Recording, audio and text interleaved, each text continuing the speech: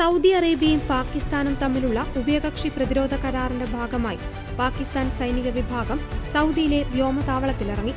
ഇറാനും അമേരിക്കയും തമ്മിലുള്ള മധ്യസ്ഥ ചർച്ച നടന്നുകൊണ്ടിരിക്കെയാണ് പാകിസ്ഥാന്റെ ഈ നിർണായക നീക്കം. പാകിസ്ഥാൻ വ്യോമസേനയുടെ യുദ്ധവിമാനങ്ങളും പൈലറ്റുമാരും സാങ്കേതിക പ്രവർത്തകരും ഉൾപ്പെടുന്ന സംഘമാണ് സൗദിയിൽ എത്തിയതെന്ന് അധികൃതർ അറിയിച്ചു. ഇരു രാജ്യങ്ങളും തമ്മിൽ നിലവിലുള്ള ദീർഘകാല പ്രതിരോധ സഹകരണ കരാറിന്റെ അടിസ്ഥാനത്തിലാണ് ഈ നീക്കം.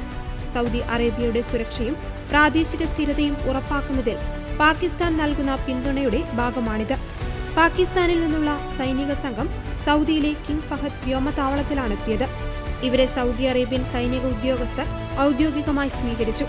മേഖലയിലെ സുരക്ഷാ വെല്ലുവിളികളെ നേരിടുന്നതിനും ഇരു രാജ്യങ്ങളിലെയും വ്യോമസേനകൾ തമ്മിലുള്ള ഏകോപനം വർദ്ധിപ്പിക്കുന്നതിനുമായി സംയുക്ത പരിശീലനങ്ങളിലും ഇവർ പങ്കാളികളാകും.